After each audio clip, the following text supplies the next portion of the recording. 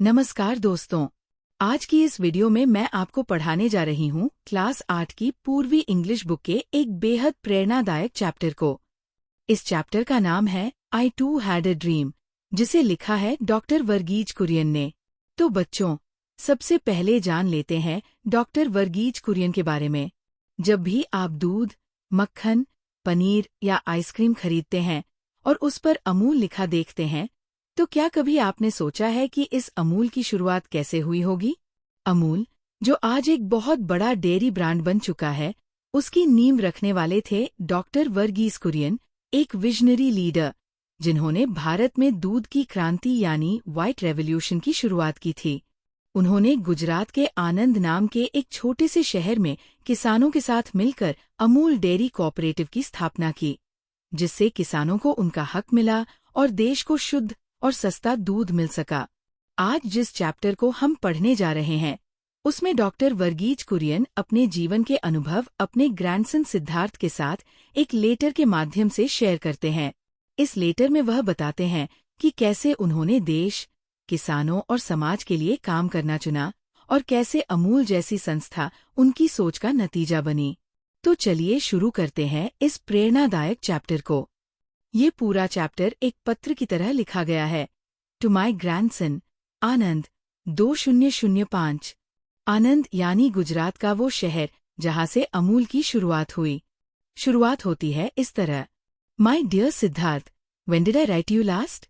I have trouble even remembering. Doctor Kurien कहते हैं कि उन्होंने कब आखिरी बार सिद्धार्थ को लिखा, उन्हें ठीक से याद नहीं। आज के तेज रफ्तार जमाने में जहां लोग इंस्टेंट कम्युनिकेशन यानी तुरंत बात करने के आदी हो गए हैं, वहां हम टेलीफोन पर बात करना ज्यादा पसंद करते हैं। लेकिन टेलीफोन पर बात करना एक फ्लीटिंग प्लेजर है, यानी एक थोड़े समय की खुशी, जबकि राइटिंग इज डिफरेंट। एक पत्र में सिर्फ विचार ही नहीं, भावनाएं भी होती है। ये पत्र एक पोजेशन बन जाता है, जिसे हम संभाल कर सालों तक पढ़ सकते हैं और बार बार उस एहसास को जी सकते हैं। वो आगे लिखते हैं, हो सकता है कि तुम इसे अभी पूरी तरह से न समझो, लेकिन 1-2 दशक बाद तुम मेरी ये बातें फिर पढ़ोगे और तब तुम्हें समझ में आएगा कि मैंने क्या किया और क्यों किया। तब तुम्हें लगेगा कि ये एक कीमती याद है। डॉक्टर कुरियन बताते हैं कि जब उन्होंने अपने काम की शुरुआत की, तब भारत आज़ाद हुआ था। उस समय सबसे बड़ा और नोबल कार्य माना जाता था देश के निर्माण में योगदान देना। एक ऐसा देश जहां हर कोई सम्मान के साथ, बराबरी के साथ और बिना भूख के जी सके। वो मानते हैं कि जब हम किसी एक रास्ते को चुनते हैं, तो बाकी सारे ऑप्शंस को छोड़ना पड़ता है। यही विनम्रता उन्होंने सीखी और उन्होंने तय किया कि वो गुजरात के आनंद शहर में एक डेयरी कोऑपरेटिव के लिए काम करेंगे। वो कहते हैं कि देश के किसानों की सेवा करना मेरा ड्रीम करियर नहीं था। मैंने कभी उसकी कल्पना भी नहीं की थी। पर कुछ घटनाएं ऐसी हुई जिसने उन्हें उस रास्ते पर खड़ा किया जहां से उनकी जिंदगी बदल गई। वो मेटलर्जी में करियर बना सकते थे, आर्मी में जा सकते थे या यूएस में एक सफल एनआरसी बन सकते थे, लेकिन उन्होंने कुछ और चुना, अपने देश में रहकर काम करने का रास्ता। फिर वे अपनी पत्नी यानी सिद्धार्थ की दादी के बारे में बताते हैं कि उन्होंने भी एक महत्वपूर्ण फैसला लिया, आनंद जैसे छोटे शहर में उनके साथ रहने का, जहां सुविधाएं बहुत सीमित थी, लेकिन उन्होंने पूरे दिल से अपने पति के काम को सपोर्ट किया। और यही सपोर्ट डॉक्टर कुरियन के लिए एक एवरलास्टिंग स्ट्रेंथ बन गई। वे आगे कहते हैं, जब भी मुझे कोई सम्मान मिला, मैंने उसे सिर्फ अपना नहीं माना। वो सम्मान उन सबका था जिनके साथ मैंने काम किया।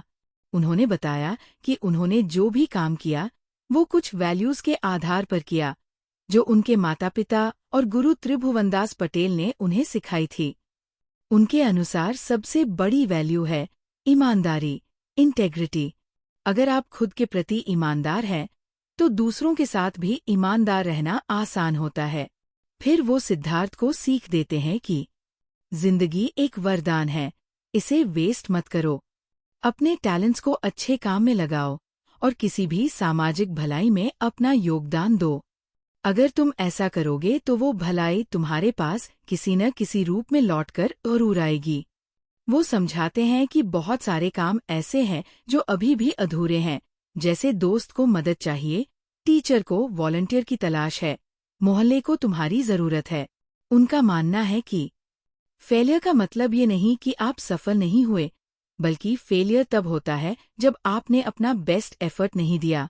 डॉक्टर कुरियन हमें याद दिलाते हैं कि हम अपनी तुलना अक्सर उन लोगों से करते हैं जो हमसे ज्यादा खुश लगते हैं, लेकिन असल में वो खुशी सिर्फ एक दिखावा हो सकती है। वो उस पल को भी याद करते हैं जब 1999 में उन्हें पद्म विभूषण से सम्मानित किया गया और सिद्धार्थ ने मासूमियत से पूछा था, क्या आप ये मेडल मुझे दे सकते हैं? तब उन्होंने और उनकी पत्नी ने कहा था, ये जितना मेरा है उतना ही तुम्हारा भी है। लेकिन सिर्फ अवार्ड को रखने से खुश मत होना, अपने जीवन में खुद अपने लिए सम्मान हासिल करना। अंत में वो कहते हैं, अगर हम प्यार करने के लिए बहादुर हैं, दूसरों की खुशी में खुश होने के लिए मजबूत हैं और ये मानते हैं कि सभी के लिए काफी कुछ है, तो समझो हमने अपनी जिंदगी पूरी तरह से जी ली है। डॉक्टर कुरियन इस गहरी सोच को सिद्धार्थ और उसकी जनरेशन के करोड़ों बच्चों को डेडिकेट करते हैं।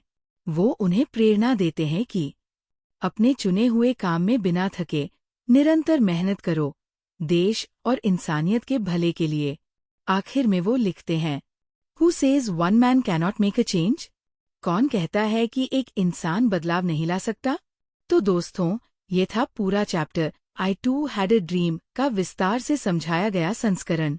उम्मीद है आपको हर बात अच्छे से समझ आई होगी। अगर ये वीडियो पसंद आई हो तो लाइक जरूर करें, कमेंट करके बताएं कि आपको और किन चैप्टर्स पर वीडियो चाहिए, और अगर आप चैनल पर नए हैं तो सब्सक्राइब करना न भूलें।